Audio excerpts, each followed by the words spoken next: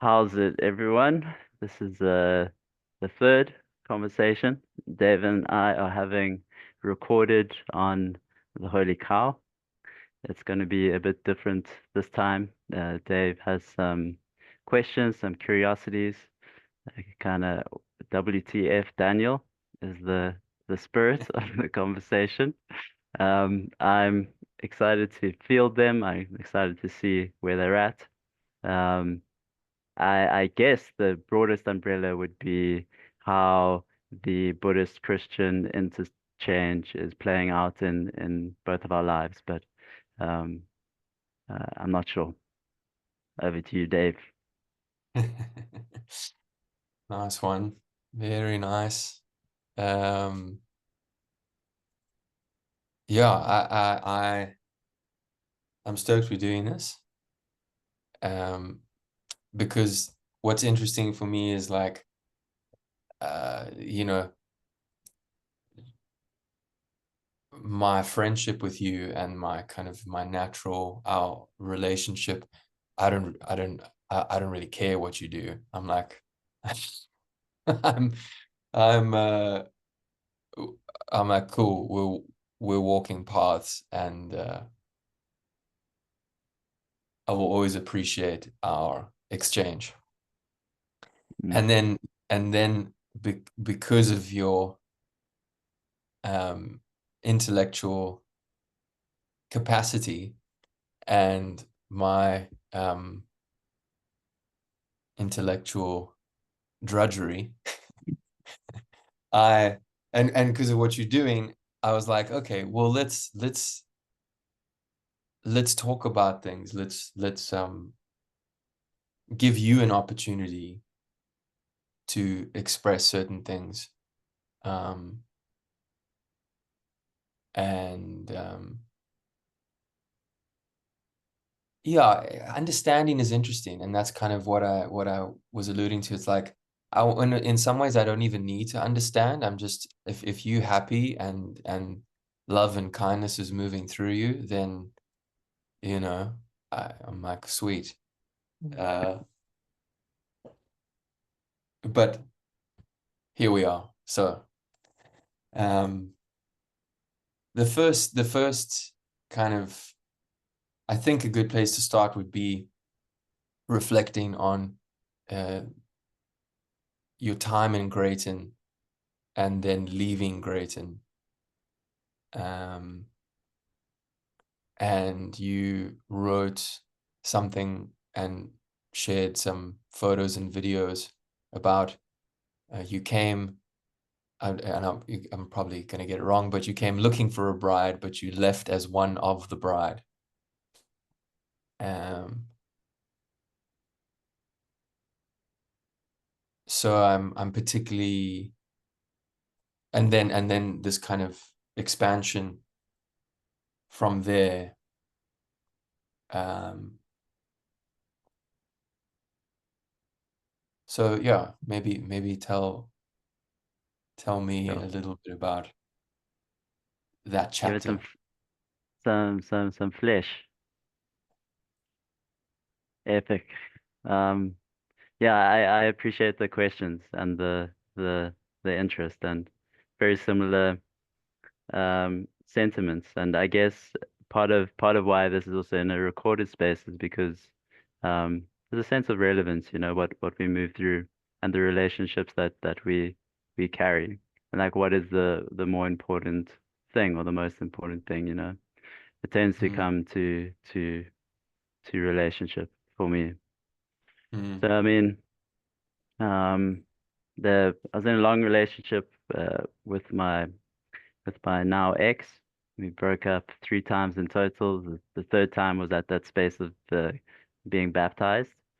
Um, and by the going to Grayton, it was difficult to become honest about this, but I did achieve some honesty. And essentially it was going to rekindle things with her and essentially like looking for a wife. That was my intent. My intent was to marry. Um, and I fumbled a couple of proposals, and then it's I spent about a year in Grayton, teaching breath work, a beautiful town to be in, and I was attending church. Um, I began to have experiences that were putting me into a Christian frame, and I began to confess Jesus. I began to speak. I began to say, give that naming to what was happening to me, and it was incredibly um, complicated in the context of relationship. So I ended up putting that languaging down um, because I was thinking that I could just by any other name go along the same kind of track, like it could be the same thing. Um, and in the meantime, I'm reading a book that my uncle had given me because he was concerned about uh, the things that were manifesting in my life. He wanted me to check the kind of Christian phrasing is if these spirits are from God. There was a suspicion. Um, that I seem to be meddling with stuff, and he wanted to kind of check me to to test the spirits. So he's my uncle. I respect him. He's been a guiding influence in my life. So I read the book, and that started doing some work on me. Then this year, just before I left, there was about a month period where I'll speak about it as being convicted, and then I confessed Christ and was um, kind of unable not to come to that. So it's this beautiful tension of um, the freedom of necessity or some kind of intersection of those dynamics that it's freely willed, but you're freely willing what is necessary. Um, and that meant that I came into a context that I had thought at least that I was outside of. And so I got baptized. And then the reason why this imagery of like the bride um, is uh, potent for me or was alive for me. The one part was because I had gone to get a bride, um, and then I became a bride. And the other aspect was the what had largely grounded my understanding before that stage was coming from uh, a kind of, say, a tantric view of spirituality, using this sense of like a basic grammar that it's like a penetration, immersion, repossession. Um, and before being convicted, it was uh, like a Hail Mary prayer to the goddess. This is what I was relating to. And so that framing that I had been under, seeking the context, the container to contain growth and development, to court wisdom, to cultivate wisdom, in the acronym of COW there, the cultures of wisdom, and then also the individual, like corpse of wisdom, the human body. Um, the the reality of the goddess that I came into was the body of Christ, and so it's like a paradox, or um, that when I made that Hail Mary prayer to the goddess, she revealed herself as the body of Christ. Um, and so the uh, I followed I followed that. I've remained faithful to that event, and that's just taken me deeper into the body. Um, Mhm. and the relationship is and it's just like choice. Yeah, it's the bride and the bridegroom. The church is the bride. You know. Yeah, So yeah. that's yeah. Um, and at that say like that baptized, relationship ending, leaving town, a number of things came into one moment. And so Mm. I've been in Joburg since. Yeah.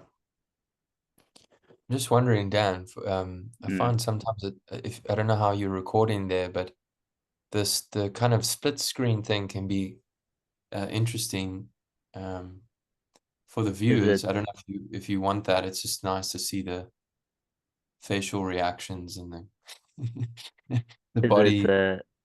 is it split screening for you? I'm on gallery view, but Okay. There's something that uh, multi-speaker or immersive. Which one? geez, I don't know, maybe that's an upgraded. I guess it's just gallery is what I gallery view. I'm also on that Oh, okay, cool. gallery. Right. Yeah. Um, so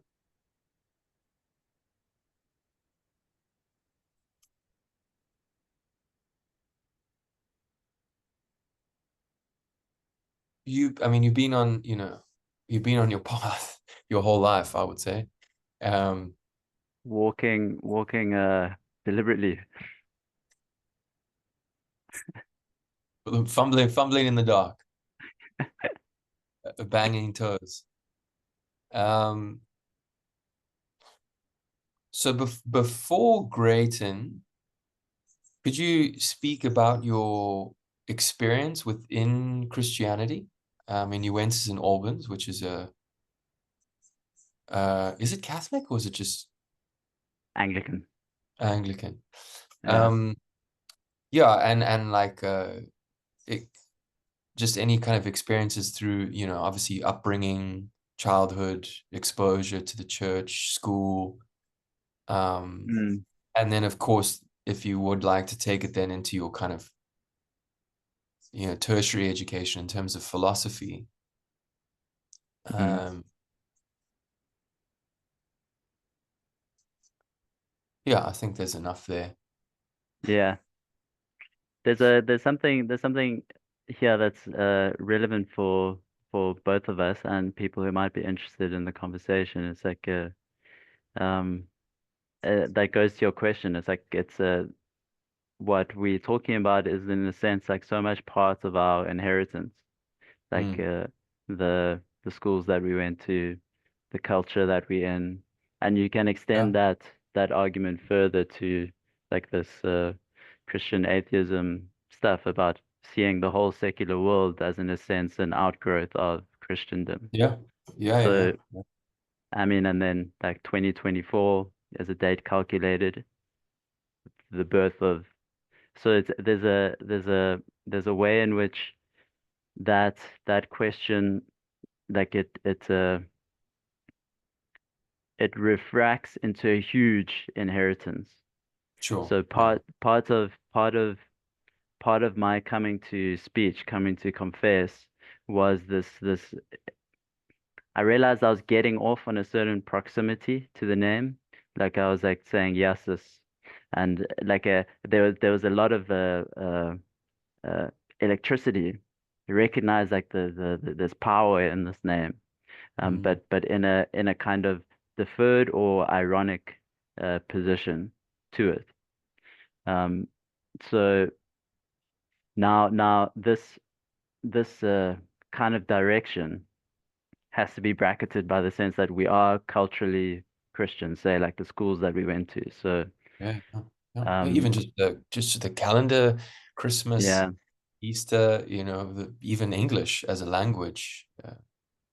mm, Yeah, so totally, yeah.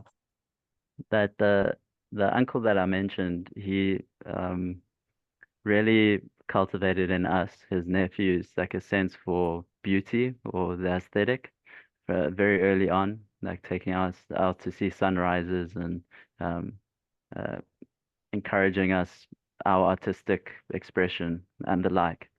And he would also kind of keep alive questions of faith when he would see us. So he like kept a question open. Mm, Otherwise, like my family context is it's like it's structurally Christian. Like it's the ethic um that has so informed it, that has so mm, informed the decisions that are made and the way that life is structured, mm, that it's like you come into this space of just like an obvious background. The danger is that it then becomes too much of a background, and again we could refract that into like this the secular world um consideration. So I mean, St. Albans. I remember praying earnestly, like less than mm, a handful of times. and that was uh at moments of like intensity, of need, really. Yeah. Um, and Please then let us win our rugby game tomorrow. this guy's bullying me, and I'm going, yeah, that. No, I don't think I ever asked for a win in rugby. Um, Yeah. Just a little exposure of myself there. is that what Hilton was doing, huh?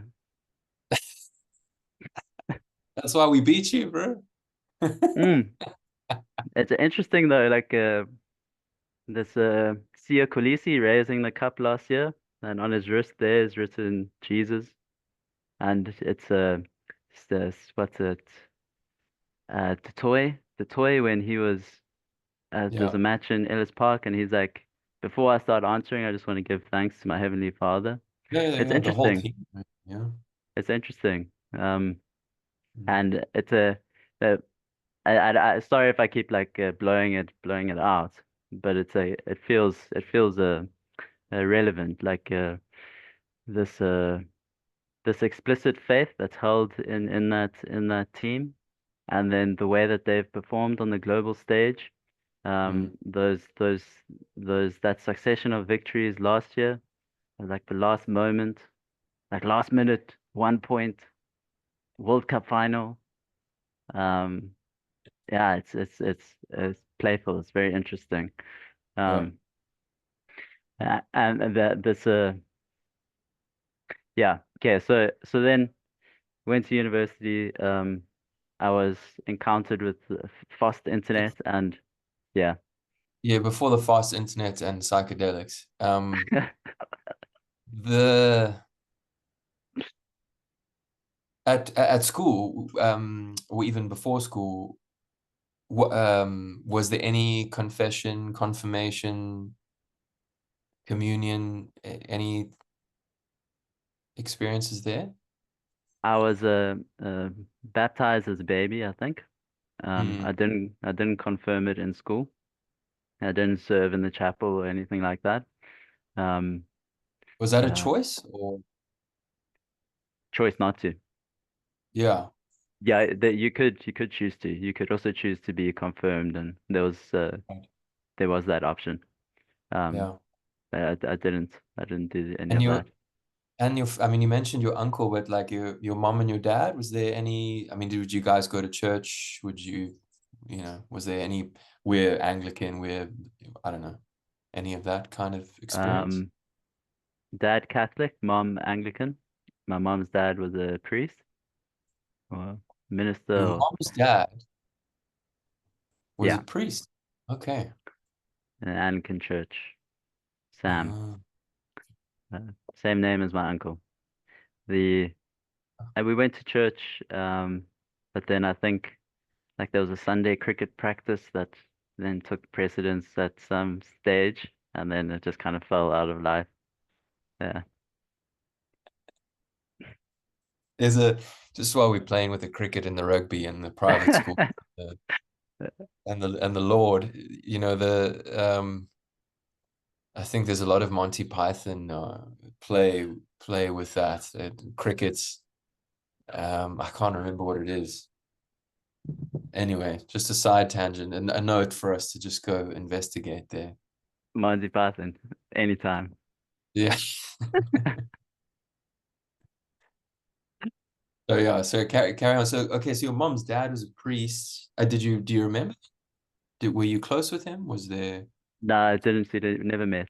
Never met. He Ah, passed just before my parents were married, I think. wow. Yeah. And your parents, did they have like a conventional Christian wedding?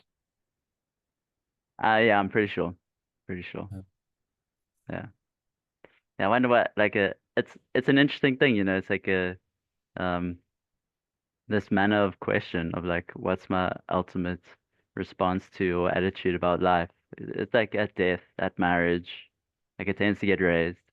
I've seen some friends who like that's coming closer to the faith that because who's going to Mm, ordain this? Who's going to ordain what is the contract or the covenant that I'm entering into? And yeah. um Yeah. I So think traditional. yeah, yeah. Um, okay. So all right. So from school to high school, right? You didn't take a gap year. No. No. Yeah. So you're saying access to high speed internet. High speed internet at university and um reinvigorated like lust for learning, like um really taken in. Something that had died at some stage in high school was reignited, a wonder, Mm, um, and was given the opportunity to pursue that, which was mm, fantastic. And the internet was a big part of that. I don't know why I didn't really I wasn't really on the internet before that, besides mm, like mm. relative social media and the like.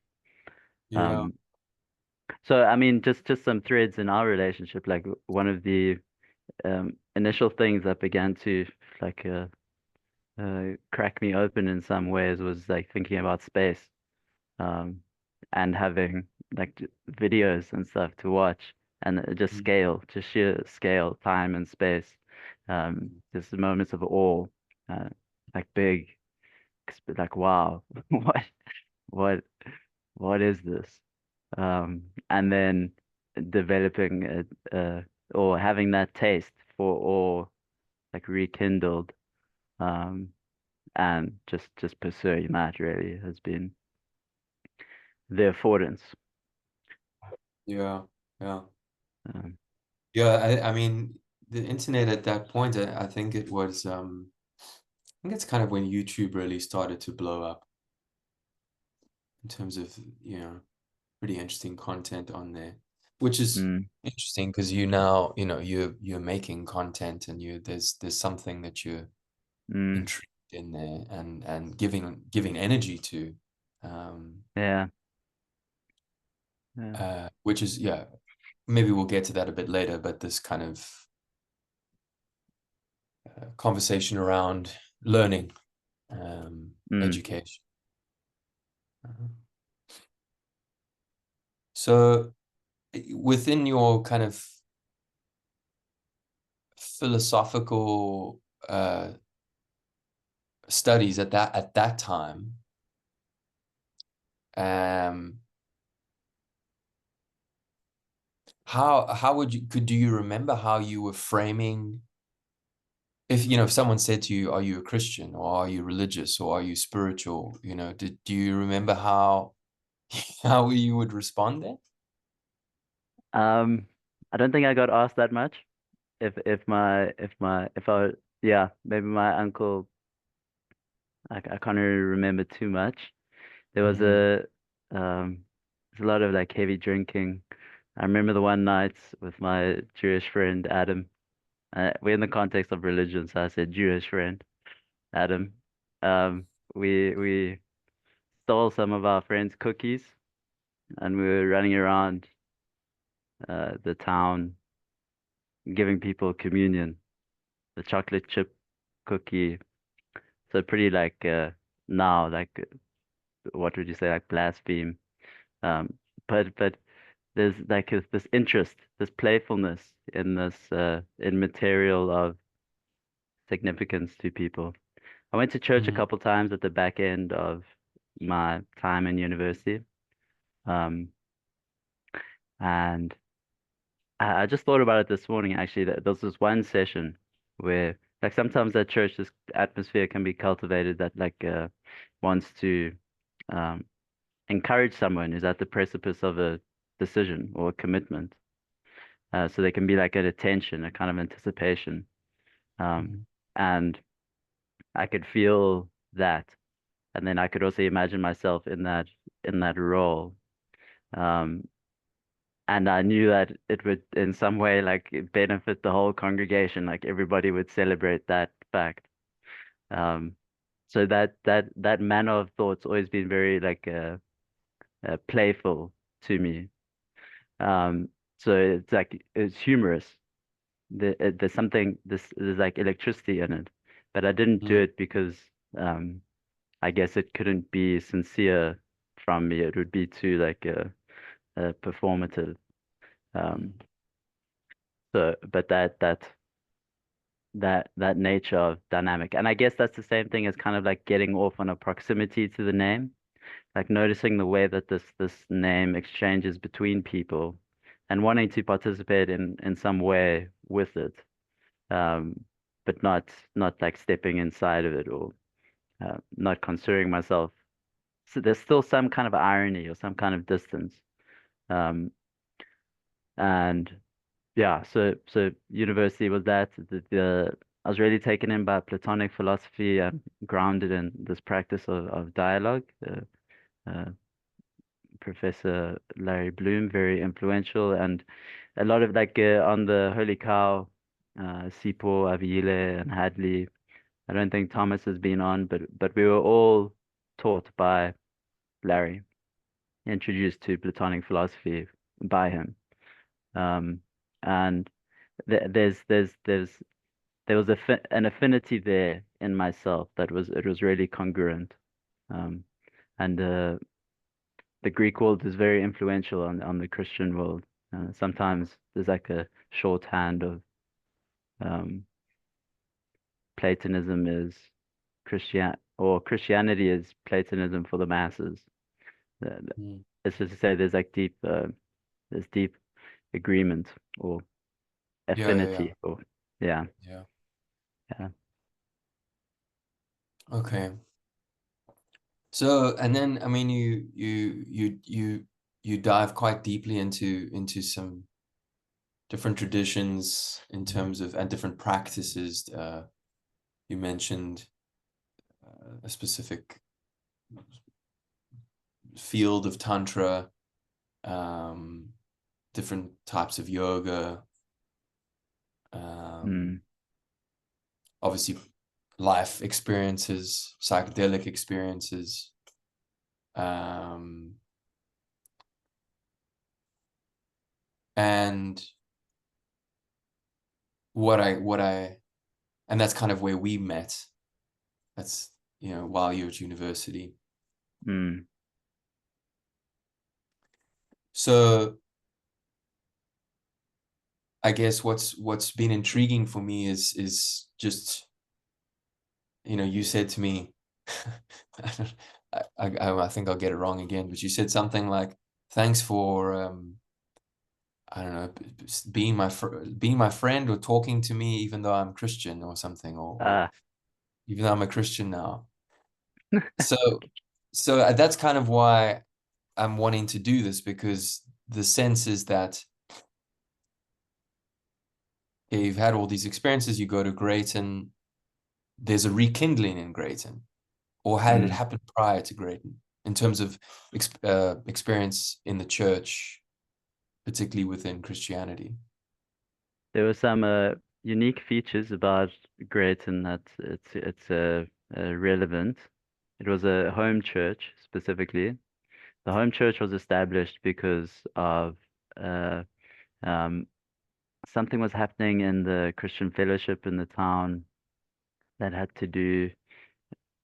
It was a scriptural difference that founded the home church. It was people who thought that scripture wasn't being adhered to within the fellowship that established their home church. I got invited to that, and I went. Very small context, um, uh, intimate, easy, reading the Bible, discussing it.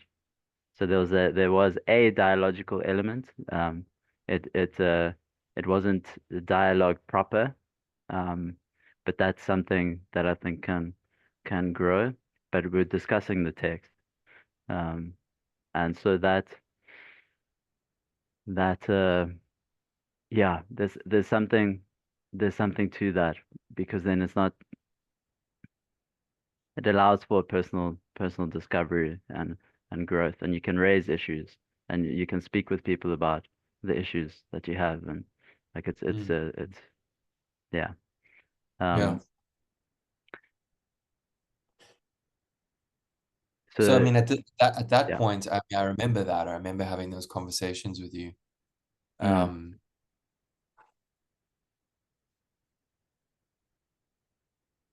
yeah, at that point you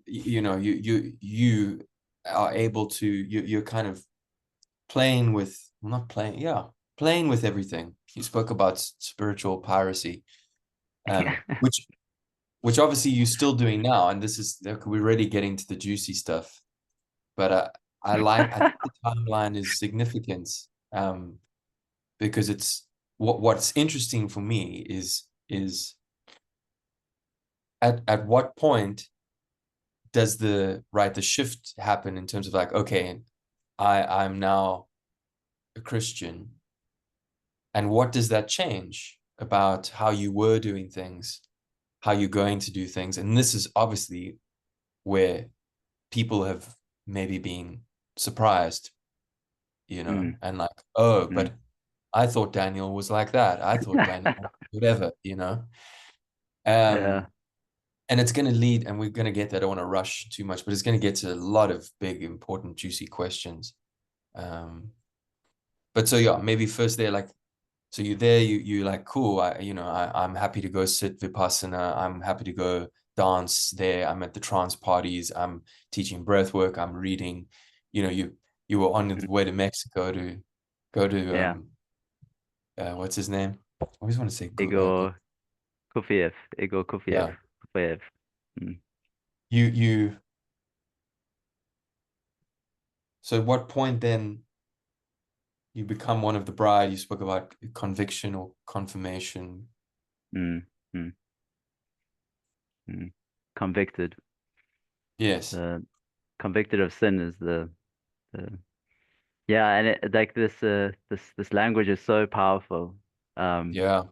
and so just like some qualifications. The first is that like I think the sacred is properly serious playfulness. I think there's a certain lightness in the playfulness that is appropriate to what the thing is. Um, and we can import frivolity into our use of the word play, which means that we like kind of compartmentalize or we don't recognize its significance. So Yeah. like to say that like this is a playful thing for me, it's like it's real skin in the game, but it's recognizing the modality of play is the appropriate modality to be in. Yeah. Um, if it's not that, it's become too serious and it's become not what it is, or it's and but I suppose the other side is like it's a you're not taking it seriously enough. So like it's a yeah, it's like the conditions of play, how that's afforded.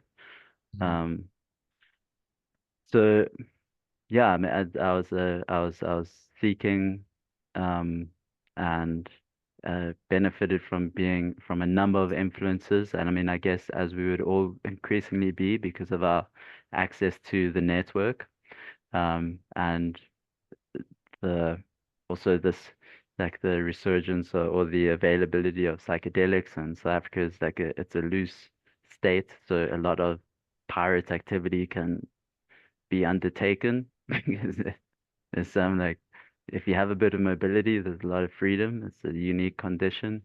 Um, the but difficult also heavy context. So like a close contact with suffering, which also provides fuel and the sense of necessity. And the more that spiritual life or spiritual practice began to be realized in my life as actually the beneficial way of interceding for anyone, the more I could give myself to that manner of process. And that's not that has to be like smart, and it has to come from some kind of understanding about what that process is, and then like the apple of that is, or like the heart of that is like what does it mean to be a person? Like, what does it mean to be alive, to lead a life? What is the purpose of this? Um, Mm. so this, this, the inevitability of the space in which the enactment was unfolding, which is this network, multi-accessed, never staying too long in one spot, and then this view of wisdom as kind of culturing or nurturing. So this is probably where the tantric frame was the most influential. It's like looking at traditions from the view of the goddess that is like predominant over it. So the goddess is like the archetypal force or power that nurtures the tradition and cultivates it. So in that, like other language in the tantric systems, like rasa, like a flavor. So Buddhism and then schools of Buddhism, there's like flavors to it. There's a flavor to Zen, and then and etc. Islam has a flavor, or it's a way of viewing or assessing. So then taste is something that is cultivated. Um, so so yeah, that the understanding that I was getting from Igor Kofiev was most containing me. And when I would read a context as failing me or as not being able to contain me sufficiently, the through line or the thread would put me in the understanding that I was deriving from his work. Um, and the heart of that is a grounding in a version of the Trinity. Um, in the Shaivite tradition, it's spoken about as the triadic heart of Shiva.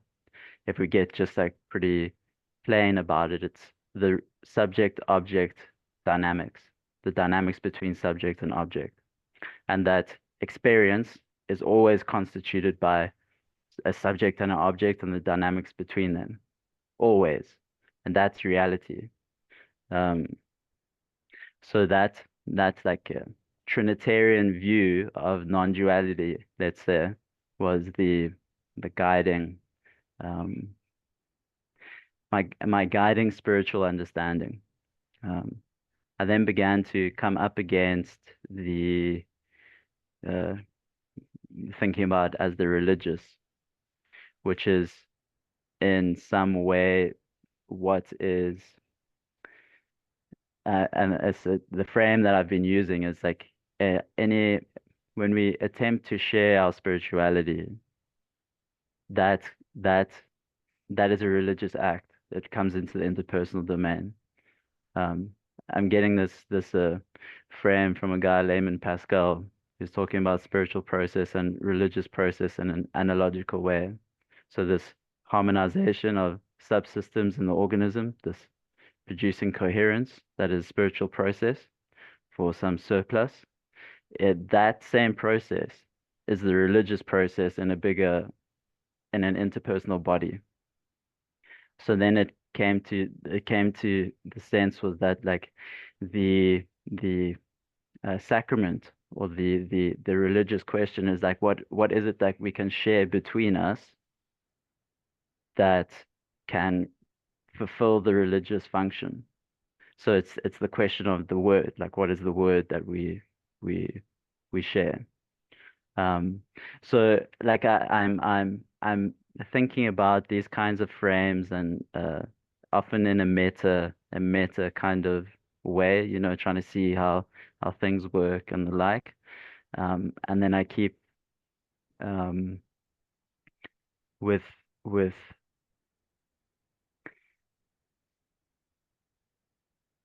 so that then like dropping into and having to live a life, like having to live it out in some way. The the You have to live a life, Danny. or limiting oneself, being located somewhere, the conditions of one's context, time and space, socio-historically, culturally, um, those all factor in. So like for a while, because I'm interested spiritually, I can relate to people who have a faith and the like, and I can kind of I can feel myself as playing the same. I can shift language games, and the predominant thing in the country is Christianity, like uh, the majority of people. We can argue about whether that's alive, because if it was alive, then it might be a different condition in the country. The the It comes to a point where a lady Adele kind of sees something in me that I thought was concealed, and she says I need to be under the blood of Jesus. Like, go check out what she's doing at the ministry where she's being ministered to. And that's where I was convicted. And a bunch of like interesting ways to express it, and like my body was spontaneously adopting the posture of like a convict. Like my hands were like I was like sinking into my seat and my like realizing my bondage. Um, then there's another element here of the way in which I and Cadell last gave me the framing for this because he's coming from a psychoanalytic uh, knowledge or background. This part in one's development of realizing one's impotence with regard to the other or being able to help the other. Like there's nothing I can actually do for the for like I have no power, and it's a realization of impotence. Um, that was concurrent with the sense that this lady in the context where I was convicted was being comforted, and Jesus was that. So I could come to what I think is the correct utterance, or the beginning of the correct utterance, which seems to be the whole game. Thank you, Jesus. And it was first for her. And then in uttering it, I realized my need. And then the uh, a real there was something very new that came into my life through that, and I've endeavored to stay as close to that as I can. And then that meant the baptism and the etc. So then now about like however many months on, we're like 6 months on, I still feel this pull to join you at Poplar Grove and to go to Vipassana retreat, and it's playing out in the relationships in the church. And it's like it's there's a willingness in me to keep moving into those tensions, Mm. because that seems to be the productive space. Yeah. Yeah. Yeah. I mean, it's you're just emphasizing what you were saying about play there, and that like you're you're almightily courageous in the way that you play, and there's like real skin in the game, It's like, which, yeah, it's like I wouldn't imagine there's many Christians like you, This is the thing. This is like, I don't know how many people are willing to do what you're doing. Like this is what's so interesting, and like and exciting because of the wider context of South Africa, of the world, of Western civilization. And waking up, I think that also what's like stored sub and unconsciously and this is obviously where these are really big tensions. What's stored subconsciously and unconsciously in colonized people, particularly Christian colonized people, and Christian colonizers. There's so much material. It's like, and to Mm, not be mm. aware of that is, I think, is highly problematic. But let's just, I guess, and that's why I'm like, wow, Daniel, what the fuck are you doing? Like, woo, we're not playing games in this lifetime. So let's go back a bit because I want to understand, Adele. I think you mentioned someone, Adele, Mm, and this convicted. What was the mm. term? Convicted. Yeah, conviction. But you said in The sin, or of sin, of convicted of sin. Okay. convicted of Could, sin. Yeah. so could you elaborate just maybe, just a little bit about her, the meeting her, that Mm. convicted of sin process, and then oh, what you felt kind of come alive then. Well, Ah, you said, cool. yeah. The Adele's a lady in Grayton, and another lady, Anne from church, connected us. She thought it would be a good idea for us to have a coffee the one morning. So we were connected, and I just heard from Cadell now. I saw her when I was in, sorry, Adele, Cadell, Adele. That's a nice slip there. The the um, she had like a bee in her bonnet that morning. She like uh the spirit was really moving her to do something. Uh, there was that sense of anticipation or the need to be obedient to something. Uh, was the kind of atmosphere that she was in. And so she really kind of penetrated the uh, not that it was excessively superficial speech that was happening between us, but she detected something in the way that I was being that prompted her to say, "You need to be under the blood of Jesus." And then it was a shock. I was like, um, but I recognized that like I need to go see what's happening there. Um, so I followed that up. Um, was in a little church in Genadendal, the Valley of Grace. Die Kerk van God. Die Kerk van God. In So Genadendal is the first teachers training institution in the country, I think. I was up there and it also used to be called the Valley of Baboons, apparently. The the mm, the so I go and join. Um, Before joining, that kind of Hail Mary prayer to the goddess, because that was like the frame that I was under. That's how I was understanding spiritual process. Um, and then it's a Touching Heart Ministries. It's preparing. Oh, it's a nice link. It's preparing.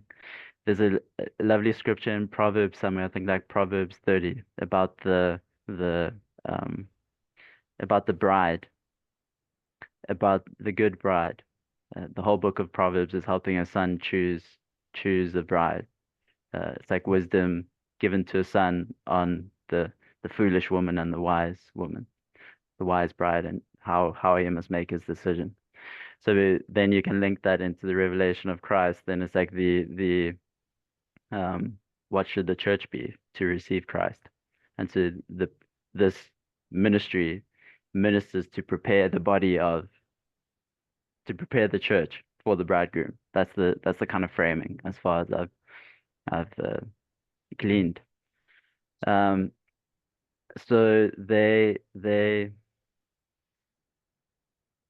particular one was on um, grace and mercy. Um, Mercy as being given something that you can't earn, and then the grace is like that giving. The there was like the heart of it that came to like the crucifixion, resurrection, and what that means in terms of salvation, which I still I don't think I'll ever stop contemplating the meaning of that. Um, but there's a way in which um, something like the blood of Jesus, like what does that mean? Like that newness that came after confessing the name. It was as if perception was soaked and was like cleaned. That uh, it'd go for language like eyes on you or uh, my perception of the world was changed. And it's almost as if my eyes were feeding on the world like this the yeah, feeding is the this that um the flooding or the coming in of the Holy Spirit and endeavoring to stay as close to that because of the way that it was uh, opening reality to me, or uh, mm, the the what is it, convicted of sin. Um, so I mean, in a sense, talk about a loaded word, eh? Sin.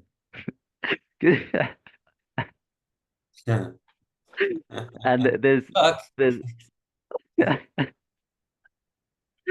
there's also like this kind of character that can haunt this kind of conversation, I think, is like the Christian, you know? And then that can get even more intense, like the judgmental Christian who's Yeah, telling you about your sin. Like that, yeah, that's a there's a it's almost like a mythic status, that that character. yeah, Yeah. yeah, yeah, So uh a big part of the freedom has been kind of freeing. What that resulted in for me was like quite a reactive posturing, and this like this uh, a lot of psychic energy given to self-justification. Like quite unconsciously, because I'm trying to justify myself in relationship too.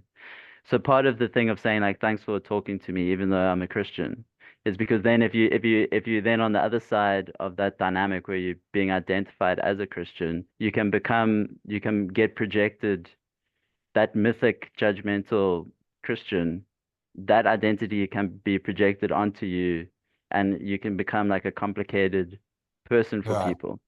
yeah, Yeah. yeah, So yeah, there's a yeah. And this is, I mean, this is that state is not just, that's not unique to Christianity. It's unique to anything, really. It's like a know-it-all, Uh, yeah, and it's played out throughout human history in different ways. But within I'm interested in the convictive sin.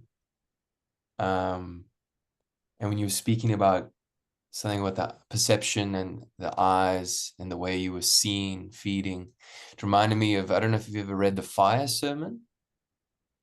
mm, mm, So it's the kind of catchline of it is, so it's the Buddha talking to, you know, uh, uh, monks and lay people, mm, and the kind of the summarizing line is all dharmas are on fire, and he's talking about dharmas with a small d, so that's like all, he's saying everything is on fire. Everything that you're experiencing is on fire. In terms yeah. of the fire of dukkha, everything Yeah. is burning. Our eyes are burning, our tongues are burning, our ears are burning, our skin is burning, our hearts are burning. We're like, it's just this relentless cycle of suffering and pain. All is Um, suffering. yeah, and I don't know, just some of the things that you were saying, it just reminded me of that. Um, Mm, mm, and then these, these kind of cultures of salvation. Um, and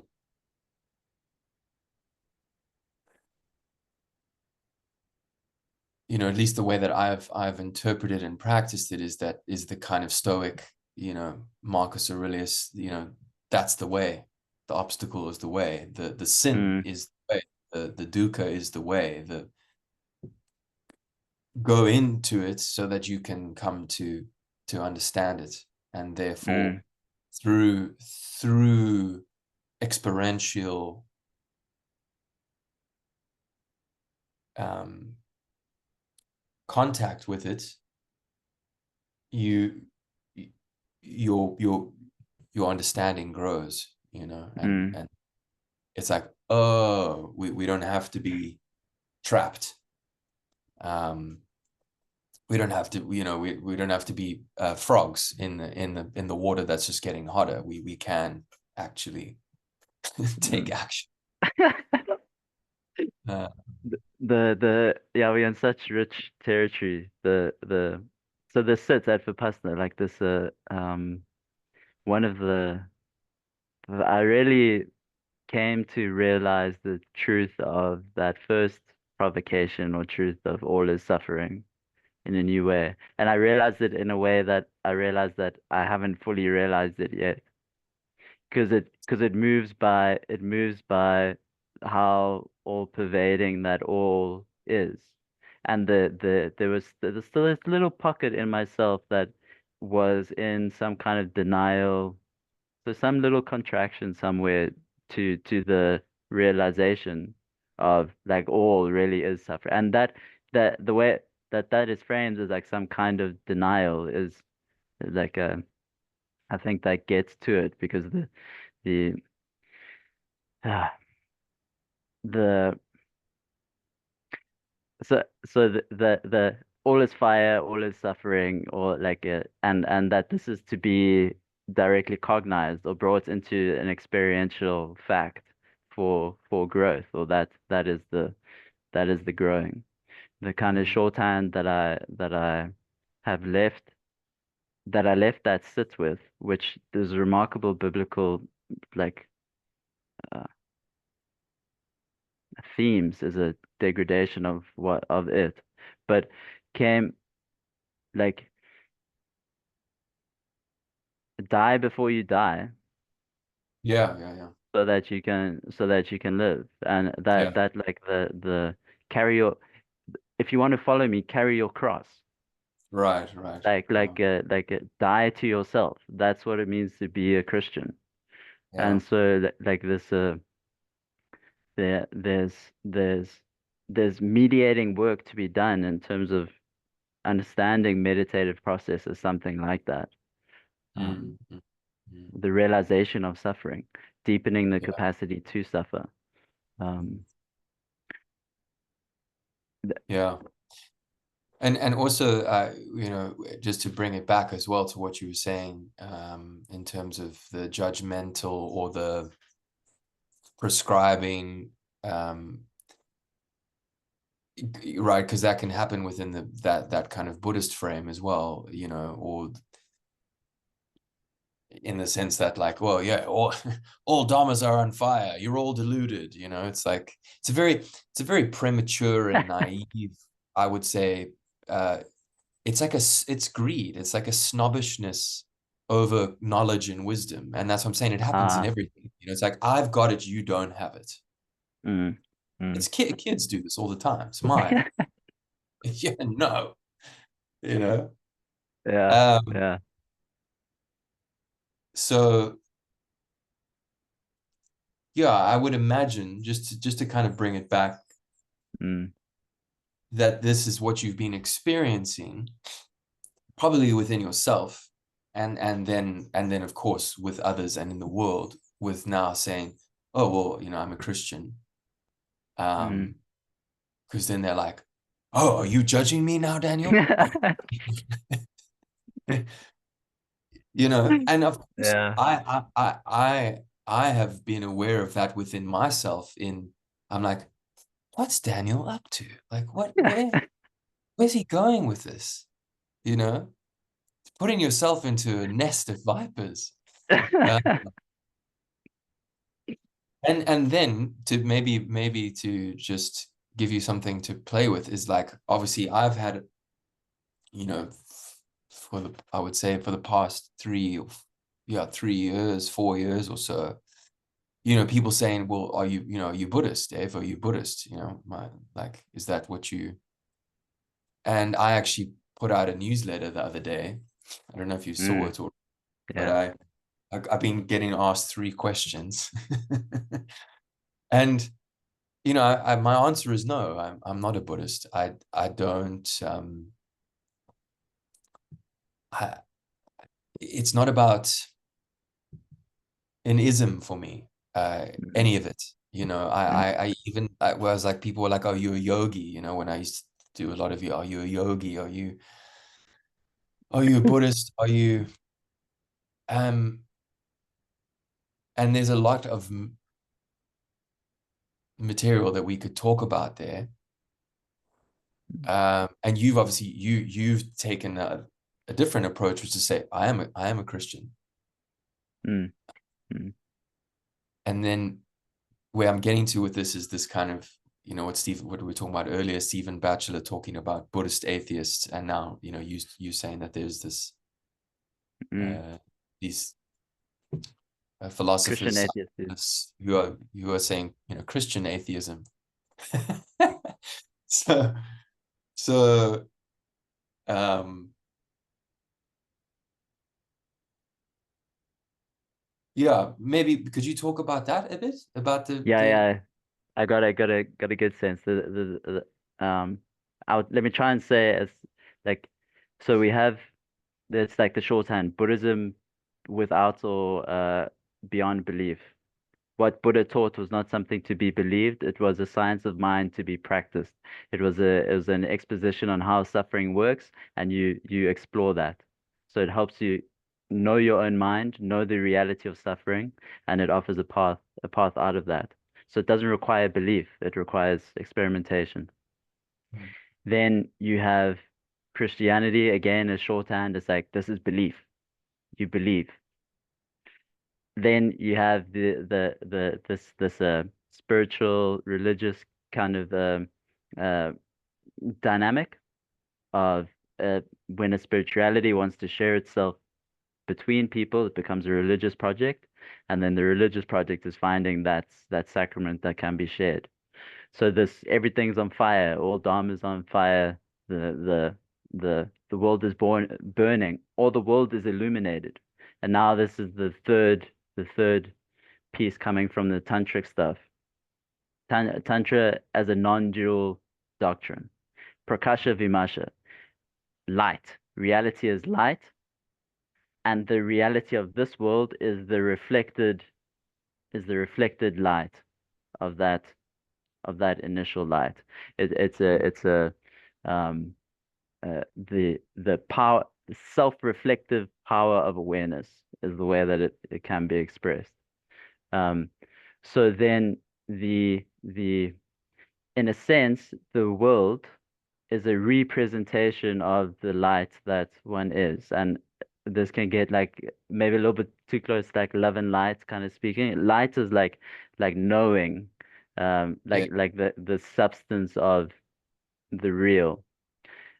So then the if we put those three pieces or put that together with the religious, then the quest or the question is for something like um, the religious article or sacrament is the light that truly represents, or is the represented light that is true to, or it's the representation of the light yeah, of the world.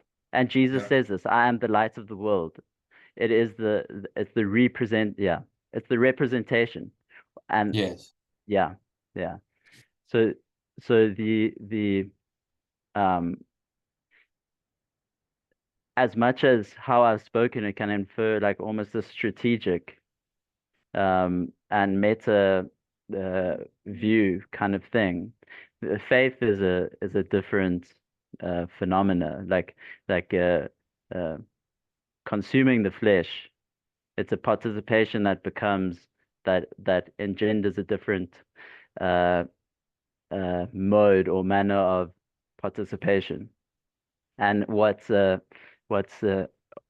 playful and always uh, curious about it, and always and maybe even structural, is the sense that it is never it's never compelled by necessity. The conditions are such that this manner of love you freely adopt, you like freely choose it, and that condition of your freely choosing to praise, to hallelujah, it's so easy for the consideration to drop from um uh, praise and worship, and then it's in the space of like arguments and like positioning and whatever, where like the I'm fracturing off into many directions here, but um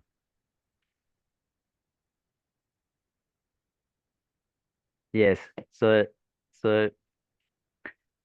I suppose because there's a depth to this. What does it mean to say that Christ is true or that Christ is the light of the world? It's a um, there's a lot to unpack there. And Yeah. the unpacking, if it remains in this third person, then it never quite takes the thing seriously enough to discover the thing. Like it's to be partaken in, it's to feed on, it's to like that that's the manner that's the manner of investigation, I guess. Um Yeah, you uh, said, I mean, yeah. and I mean, this is obviously the other tricky terrain of that that is evident in the language is what does that mean to consume the flesh? What does that? Yeah, there we have I mean there's this aspect of the light in the world or the light of the world. Yeah. So part of what distinguishes Tantra from Advaita Vedanta is like um it's spoken like the first step is the last step. So uh the first adjustment comes at the level of knowledge, and that is this. It's the same. The light of the world is your own light. Mm. So the like perception um is a manner of feeding.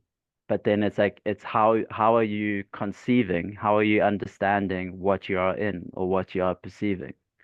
And so the adjustment is the what uh what am I perceiving? Is it an aggregation? Or is what illumines that aggregation to be noble to myself is my own self in that thing, the the kind of adjustment being made. So then the feeding is something like that. And the we can put this into a socio-historical thing also of like recognizing the uh sacrificial nature of reality, and that everything that we kind of live in has been given. Like and then like partaking of that as gift is being fed by the reality of the world and becoming more real in the world. So Mm. another like a curious difference has been the sense that I said in one post that like thank you for to all the Christians who've prayed for me, because this is something peculiar that Christians will do. Like they'll pray for you. They'll keep you Mm. in their prayers. And so Mm. then it's understood in this process of deliverance. Now, Right. deliverance, when it's understood from a predominantly fearful aspect, is a deliverance from something. Yeah. And addiction can be broken and the like. But what's been more true to my experience is the deliverance into. So it's like it's something about Yeah. like delivered into the world as opposed to now like denouncing everything that I've Yeah. been about or around or Yeah. uh, Stephen Batchelor uses a a similar phrasing as well when he's talking about the Eightfold Path. He talks about freedom from, um, freedom to, or freedom into, and freedom mm, for. So freeing yourself from what, freeing yourself into what, and for what. mm, Um, mm. so So could you just explain the Christian atheist thing a bit? Like what are they doing? What are they saying? Let What's me let me get there now. The freedom from and freedom to. There's this way in which the feeding on the light of the world, becoming the world, it's like the the freedom increases with realized necessity. So and this is that last part of the kind of the grammar of penetration, immersion, repossession, that process of repossession. When you're repossessed, there's this that kind of consideration of thy will. You making yourself available to thy will, and that's not it's not uh, the freedom to can pocket something for yourself, I sense, which is going to even if a little bit, it's going to and it's going to at some point inhibit the pouring into the world, where the repossessed state is under that freely chosen necessity. Where it, yeah, that thanks for adding that, because that gets that sense of or it begins to get that sense of repossession, or what like what the goal might be. Mm-hmm. Yeah, and this is where faith, you mentioned faith and wisdom.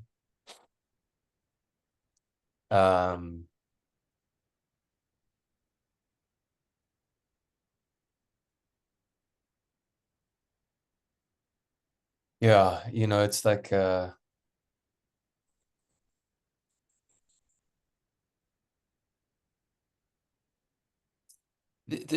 this is the interesting thing about like insight and wisdom and experience, and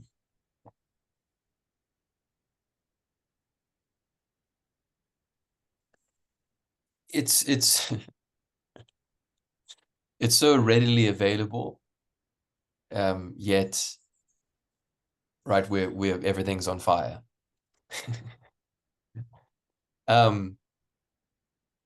And of course, both of us are very interested in how humanity has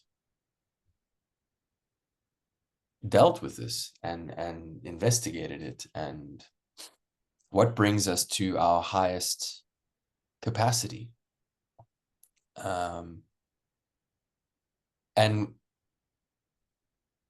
when we remember love and trust, and that kind of deep faith, it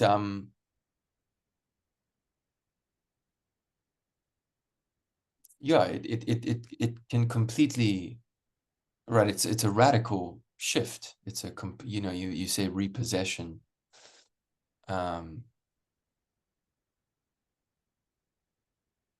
And what I've always just been interested in, and this is what's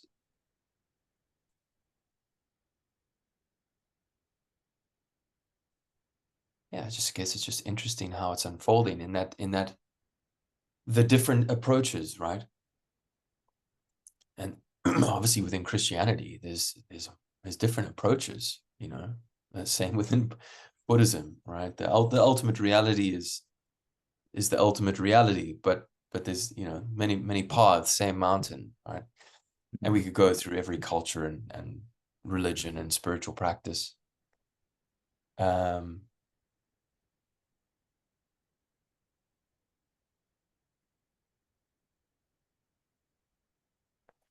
mean, I wonder for you, like how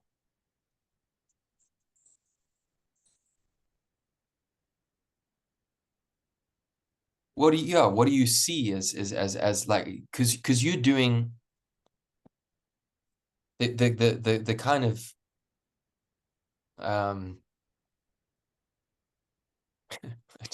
I don't know how to say it besides that I wouldn't say that you're an average Christian, Dan. This is, you know Yeah. what I mean, in terms of people's experience. And so I'm deeply curious about what you're saying, and what the future is. And like, what's this Christian atheism thing, and what is the future of the church? What is the future of belief? Because it has massive power, right? Yeah.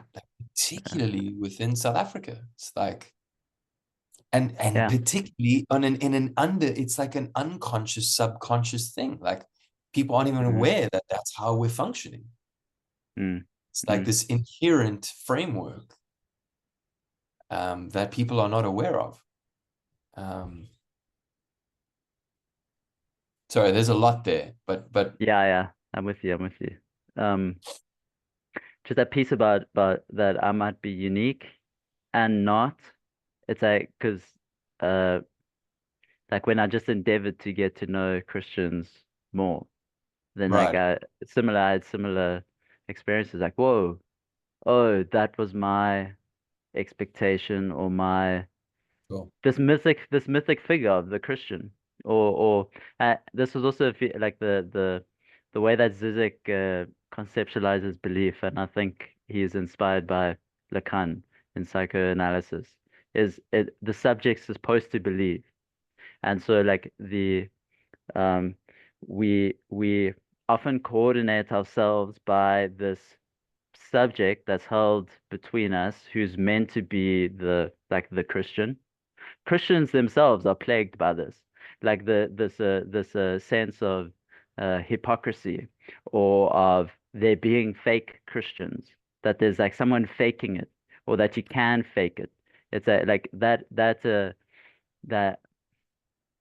I tend to think about it coming to the nature of belief as something that, because belief is attributed to action, you imply what you believe by the way that you act in the world.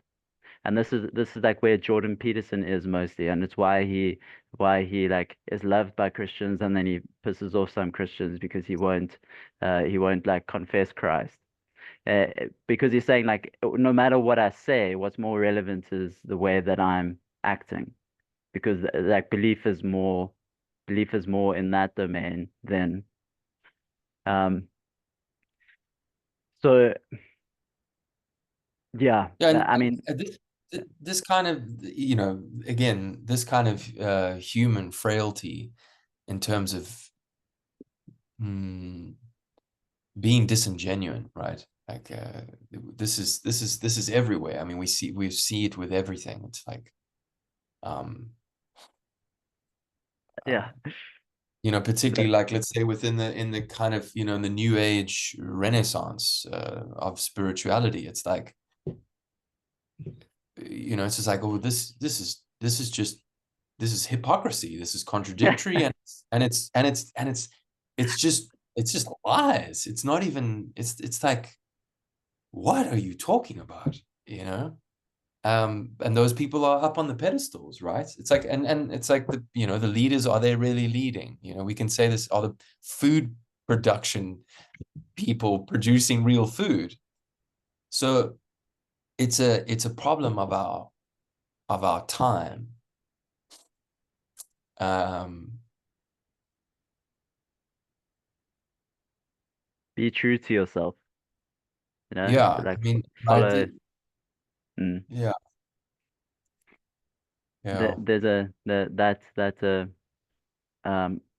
way that like this like this need to like discover you and what's true to you, like true to yourself, and then how that's wrapped up in authenticity. Think of how outrageous it is to suggest that like um authenticity might be like a bit of a sacred cow, like it might be like it might be a little bit of an idol. And that's traumatizing for people because of the way that power dynamics have instantiated themselves, that have told you like, no, your feelings are wrong, whatever. But then we have the swing into this like totemizing or this idolizing of feeling, and then trying to be governed by that. And because it fluctuates so much, it people get lost. And to try and coordinate, to try and orientate yourself by your feeling, which changes like moment to moment, day to day, is something that doesn't ground enough. So maybe this I did want to say there's something um when you were speaking about love um and the nature of love that Christ reveals, betrayed by his closest. It's God nailed to a tree. It's like that, and that's revealing something about reality, about the truth of what's real. That's it's like it's hard to even fix one's vision on that for like a moment. It's there's something unique in that revelation, Mm, mm, yeah. and it's that self-giving. It's the love of the other, and also the reflection that God came and we killed him. So Like we part of that we. You're not if you identify as Christian, you're not suddenly like in the elect. You like realizing something deep about that fact that God came and we killed him. So am I Mm, sure I'm not like part of that part? Like, would I follow? Am I mm, following? Like, mm, mm. so what's powerful and interesting about Christianity is there's this guy, Shorthand Chesterton. We Christians are those whose God was born a fugitive, died an outlaw, and had the audacity to come back. So there's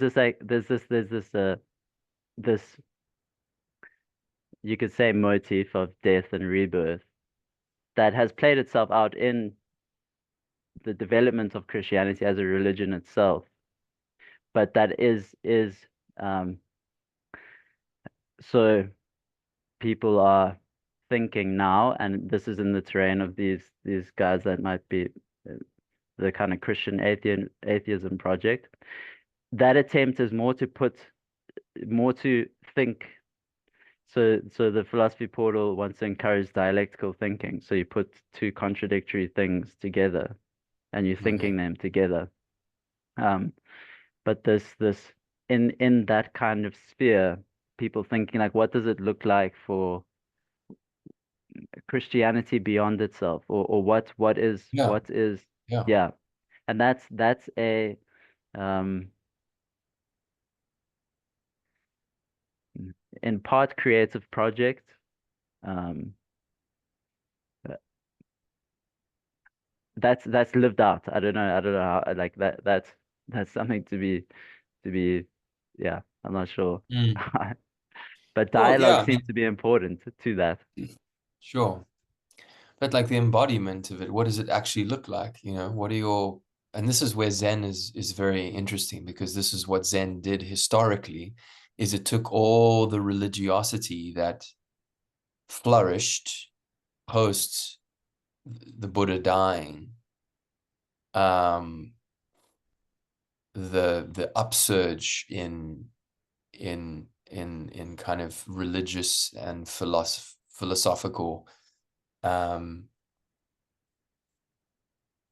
material, um, and how that started to spread, and you know, the Chinese uh,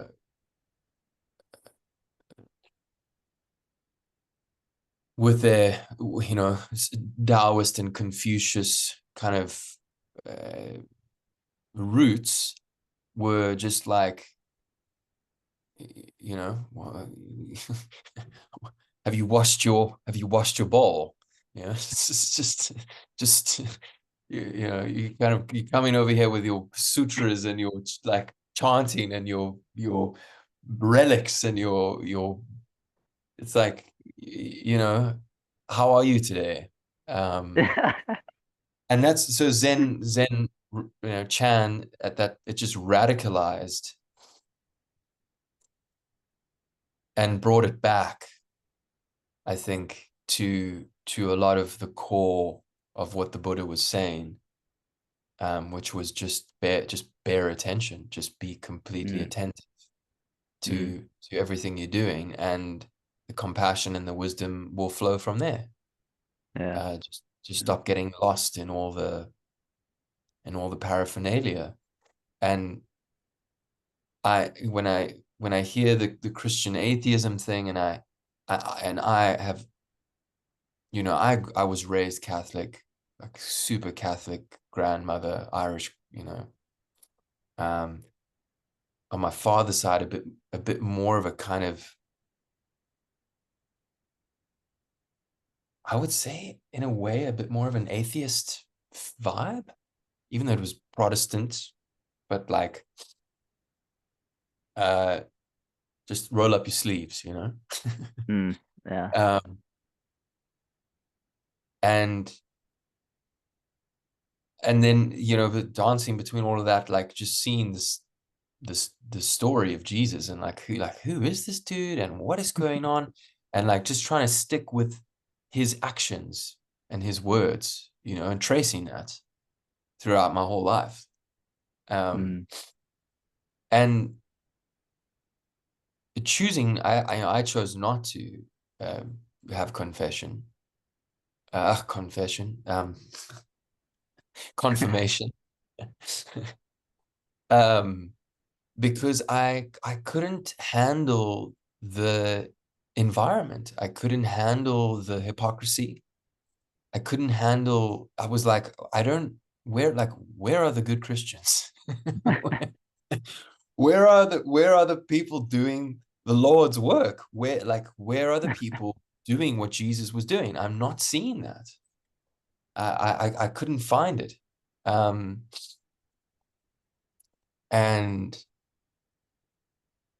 oh man, there was something I wanted to thread that back to. That Well, on a personal, there was just a personal note. Yeah, well, I guess I just came to the stance of like, I really like Jesus, yeah, but I'm not sure about Christianity, you know.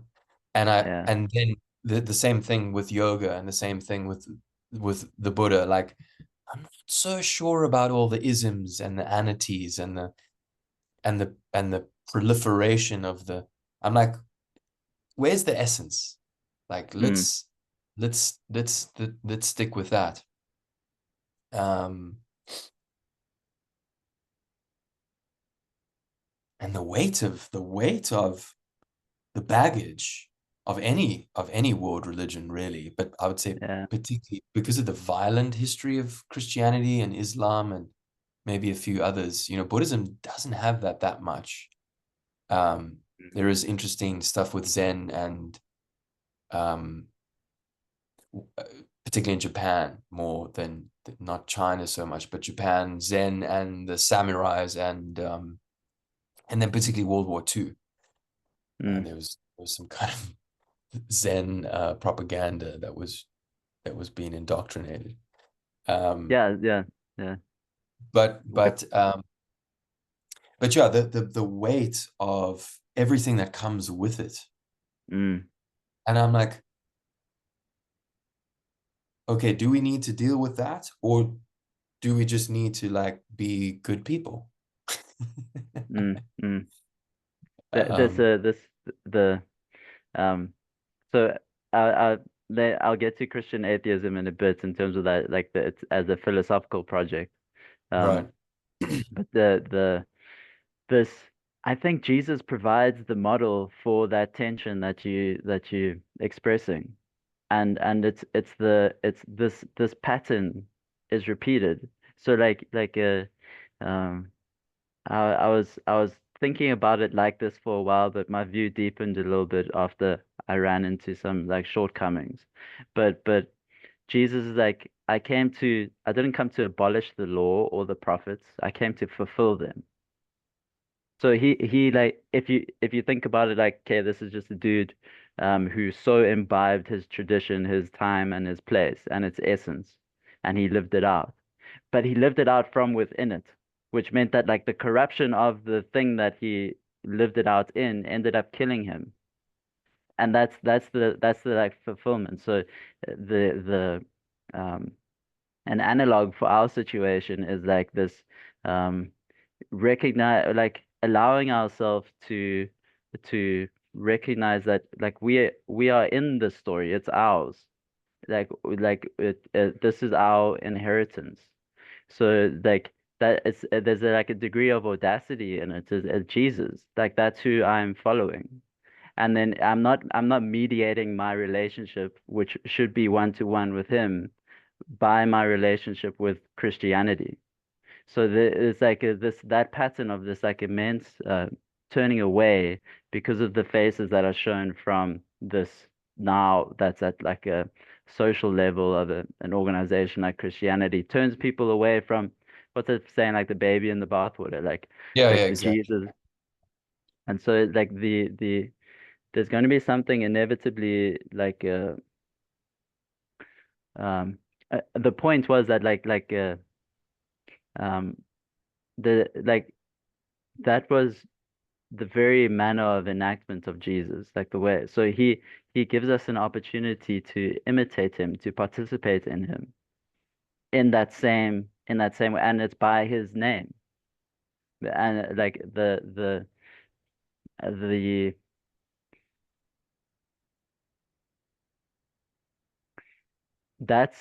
that manner that I haven't been able to express it too clearly now, but there was something about the beauty of that and about the compassion that I then saw in the figure of Christ that was the most compelling thing out of anything. It wasn't an argument or Mm. a textual discrepancy that moved me. Yeah. Um, Mm. yeah. Another thread is we don't have to really dive into it now, but it was what I was kind of talking um, about earlier. What I wanted to say, I remembered what it was was Tutu, and I'm not glorifying or don't want people to get the wrong idea that he was a perfect person, but I feel like that was someone who it's like embodying the kind of the bodhisattvic kind of way. Um, uh, Thich Nhat Hanh is another one. Mm, Um, so people who just kind of and there's so many who we will never know with no names that yeah. Yeah. right. As Gandalf said, Saruman That's said that great um, power will keep evil at bay, but I've come to find that it is the small kindnesses of ordinary folk. Yeah. that for me is coming to be the figure of Christian. That like when you say that, the figure in my mind is Christian, like a little Messiah, just the little one. Right. The that piece on uh Tutu, no future without forgiveness. Like Yeah. that's the manner of love that is that revelation. That's yeah, forgiveness, people Yeah. making, and Yeah. it's interesting in our context because um that's a spiritual religious inheritance of ours in a political space, and Yes. that transition through and from apartheid was a unique transition on a global political scale. Yeah. Oh yeah, I But mean okay, that and I mean, but and there's the contradiction as well. The the what? Like that the apartheid government supposedly was right. The apartheid philosophy, they was supposedly stemming it from the Bible, right? The Engia Kak was like that was right. We are the chosen people, like that, and God has this is our land, and like that whole argument. It's like what? yeah, Like yeah, yeah. um yeah, yeah. I wish you saw that exhibition at the Tutu Museum. Well, it's not actually called. It's called the Tutu Foundation. They have a museum there that has different exhibitions. But it was I've got it here. I think Tutu and the churches. Uh,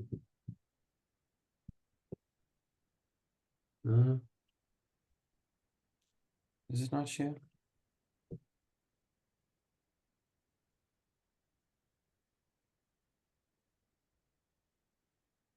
Yeah. How to So how do you, I mean, how do you feel about all of that in terms of the context of South Africa? Like Mm. Yeah, you raised it that, earlier, that like the colonial legacy.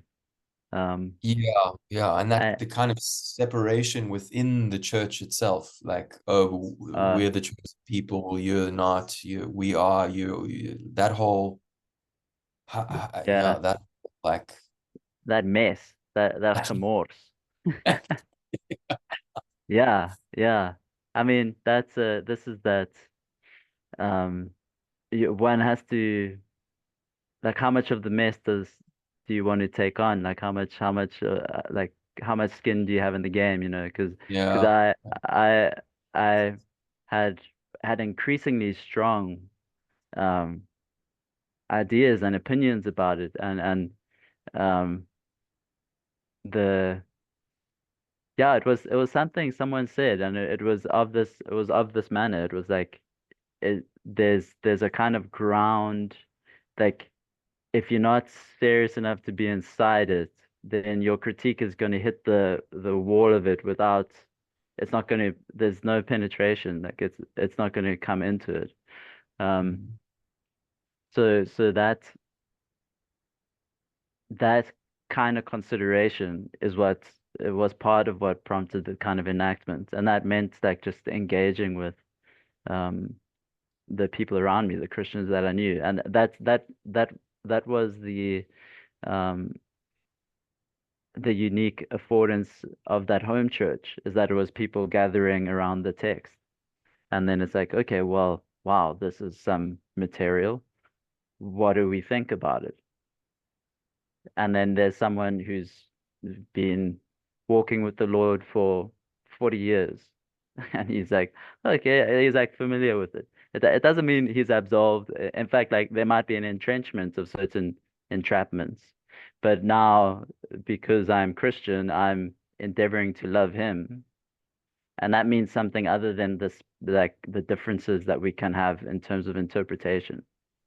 And so it's like because there seems to be uh like radical, there there's a just as people, we're really different from one another. So how do we achieve this space in which we can commune through that difference or accommodate that difference without collapsing it, without like just trying to make everything like homogeneous, like some flat surface, like what like what kind of person can, and this is like the average person on the street, that's your neighbor.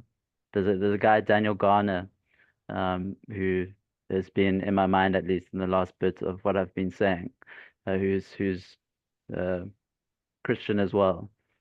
OG Rose has a pen name with his wife. But this thing of like, it's the person that, like, how do you love your neighbor, and how do you love your neighbor when your neighbor is the one that is like actually being a little bit terrible right now in terms of how they are being a person.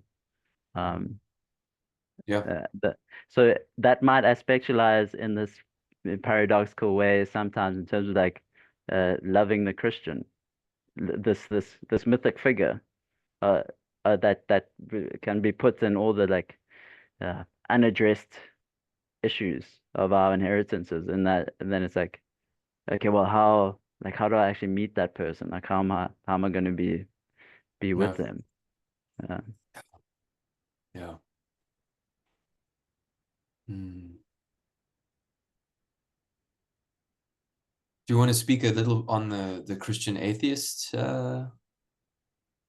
yeah, I mean, if someone's seen this and listened with us, that's awesome to have you here with us. There is a course happening at Philosophy Portal on Christian atheism, so it's starting this weekend. That project, so I get this image from that website. Uh, that project, Christian atheism, it's philosophy is the framing, so it's encouraging dialectical and philosophical thought. But the basic thing is, um,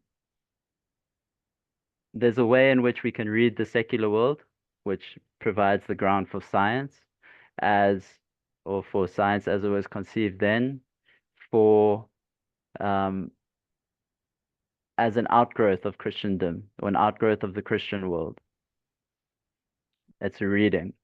So then you can say that the philosophical project, the modern philosophical project, can be read as a Christian atheist project because the secular world is this outgrowth from Christendom that is characteristically atheist. So then the philosophical movement or project within that world can be read as a Christian atheist project. Uh, Slavoj Žižek released a book earlier this year, Christian Atheism, which is kind of the position that he's had and held, but uh, put into book format this year. So this project is an attempt to think that. And Dave, I'll link you with some guys who you were in the questions earlier about like what is the church and like where's the church going and like what is uh, there's some church with a contradiction and some exciting stuff happening in that space that I'll send to Yeah. you that I also just have kind of like peripheral Yeah. contact of. But that's Christian atheism. And the guy who's leading this course, he suggested like a way to think the kind of thing is like uh is it a Jordan Peterson, that kind of phenomena? And who's this other guy? Alex O'Connor, like atheism. And older atheism is like Richard Dawkins. That's a bit Yeah. played Yeah. out, a bit played out. Um, but yeah, that's the Christian atheism Mm. uh, concept. Sure. Yeah. Yeah. Yeah. Um, Yeah, man, it's very interesting. You just spoke about like people coming together and not in a kind of plain homogeneous way, but yeah, and this has been my whole like how to honor the tradition and yet at the same time move beyond it, move through it, and just allow the essential to come through, right? The love, the compassion, the wisdom, which as far as I understand is here for everyone. It doesn't, and that's just those people called it that and they called it that and they called it that and they found different ways and then they argued about that for a really long time and now we're in the mess.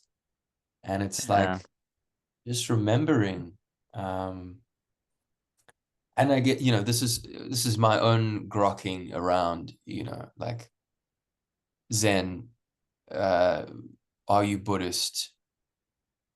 And Zen, this is what's so radical about it as well. They were just like, I mean, originally, as you spoke about the Buddha, this is not something to believe in, right?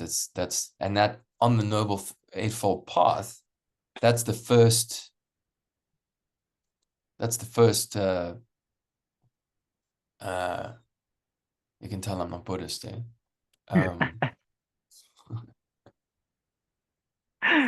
That Step that is that right view, yeah. and right view is don't believe anything. It's not like don't take on the view of, right? Um, uh, Don't believe that you mustn't believe. yeah, don't be attached, basically. The there's something like I tend to think about Zen as like a skillfulness or like a manner or like a um like it's attempting to effectively signify nothing, like a teacher, and then I think of nothing as being and as person, as like character. And there for me there's the Christian Zen interface. So Christians can the more Zen-like a Christian can be, they're probably going to be more effective in being Christian. So and a Christian in the sense of like being commissioned to share that, to be skillful with others. Like Yeah, a meditative practice is important. There was something, and it was another thing that another gift from Igor Kofiev that really came to fruition at this Vipassana sit, um, which was that there are no trespasses in spiritual commitment.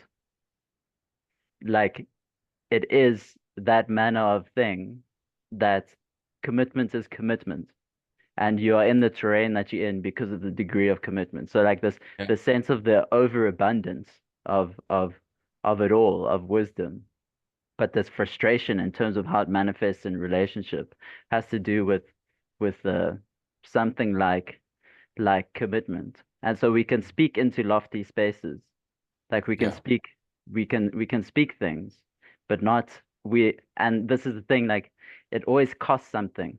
There's always a sacrifice that needs to be made. That's what the commitment is.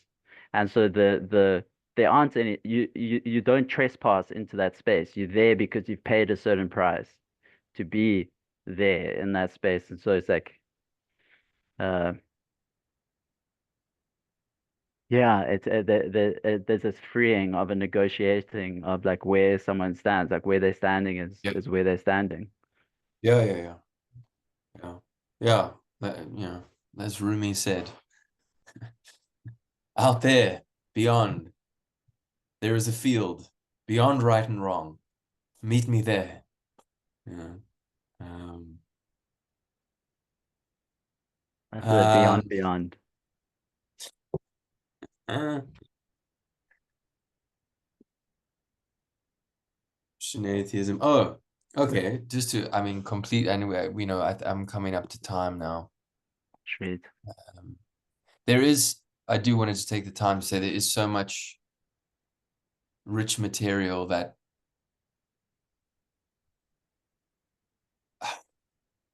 is like really getting to the heart and like speaking more from heart. Um,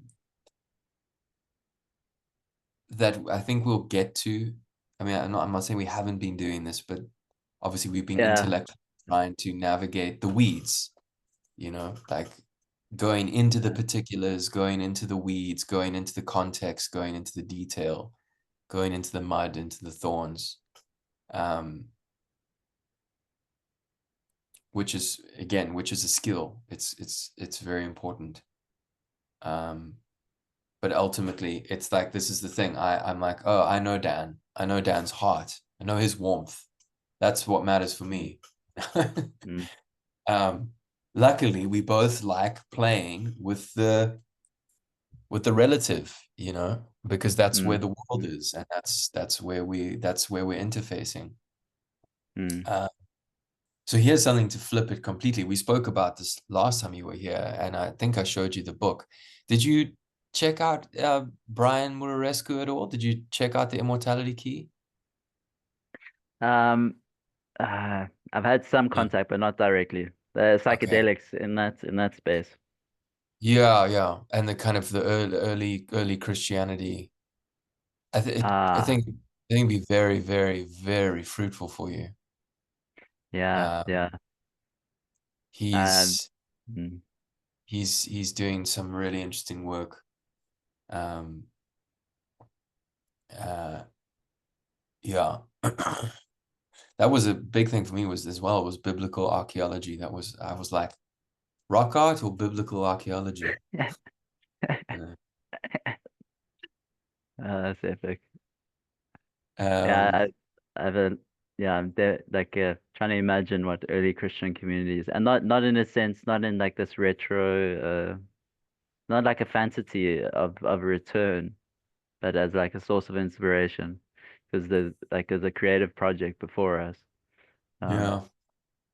Yeah, I'd be very, I mean, I would have loved to just given you the book. And I know you're on your own thing and you're doing your thing, but that could potentially be something very interesting to investigate. There's a lot of good podcasts that he did with so many people, and his mm, whole Netflix series is coming out. uh, But yeah, top. I mean, he did theology. He was at a Jesuit monastery. Then he did classics, and then he did law. mm, Um, and was very taken by the whole elusive story, Carl Ruck. Hoffman, and who was the other one that wrote that book? The Mysteries of Eleusis, Mm. and an early kind of Christian ritual. And yeah, the book is fantastic. Mm. It's quite something. Mm. Um, yeah. There's a piece there on the inevitability of like not handling the material sufficiently or completely. It's quite humbling. Like it's never there's always like a thread that leads into the next. There's like an incompleteness. So Yeah. just kind of reflecting reflecting that.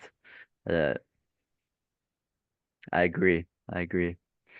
Dialogue. Yeah. The words are not sufficient. The word is. Can you The, hear it? yeah. Okay. Zen. Yeah. Yeah, I think about this. I've thought about this category because like I wrote a koan of my conversion, Ah, uh, and like as like a category of as a like form as a form, like we have koans and it's like this interaction between teacher and student sometimes, and like the delivery of an insight, and then it's preserved, um, or playing with different opposites. Um, then there's like a category of koans, like conversion koans. Um, Die Kerk van God. is this it? Are you delivering I it? can't I can't I can't remember it. It's got it somewhere. Oh, you got it. Okay. Now you got to get that down. You got to hear that. Yeah, in the beginning there was the word, eh? Yeah. Um, I love this one. I think I mentioned I'm reading Just This Is It, um, which is the a kind of a focus on Dongshan. Um, and Dongshan was kind of like I think he was 800 AD ish, around there. And then so it's Soto, Japanese Soto, like Soto Zen. I don't know if you've heard these terms. Not too familiar now. Anyway, Soto is Japanese, but it comes from Chinese Sao Dong or Kao Dong. It's how it's spelt and pronounces. Anyway, but the Dong is from Dongshan.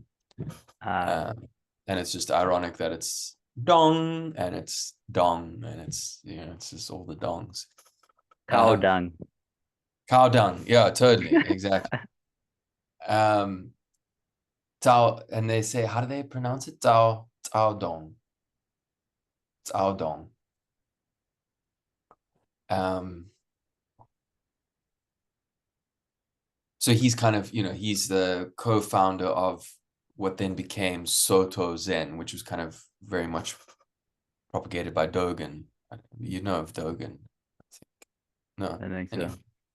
Dogs, dongs, cows. Just, isn't it hilarious how like Zen it's like completely imbued within itself. It's like you like choke on the words as they're coming out.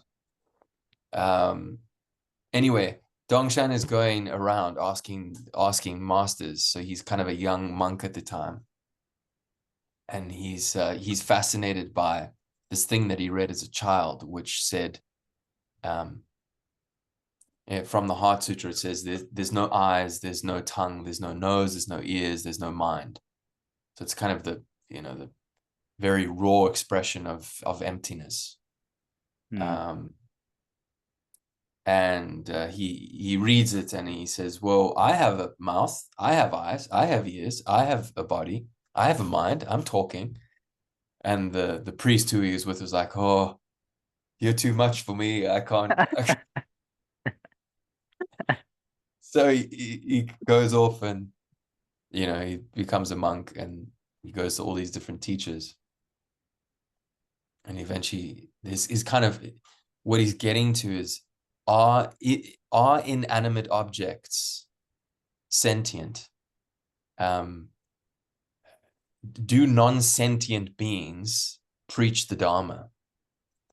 You know, are the rocks and the trees and the mountains, you know, is it real? Are they preaching reality? So he gets eventually to his teacher Yunyan, and he says, you know, do non-sentient beings preach the Dharma? And his teacher picks up the fly whisk and brushes it around and puts it back down. And that's the end of the story. There's something in scripture, I don't know where, but it's something about like you being sent out to preach the gospel and to preach it to the rocks, to the animals, to all creation. That's part of the commission, I think. So the inverted relationship. You must go wave your gospel fly stick at the rocks. Yeah. uh, Interesting. Um,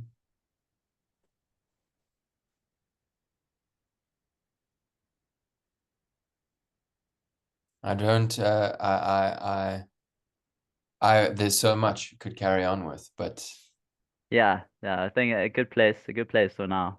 And I think, obviously life continues. We'll yeah, see. Yeah, onwards, Christian soldiers. You sure. know that song, that hymn. Uh, I don't know. I don't know.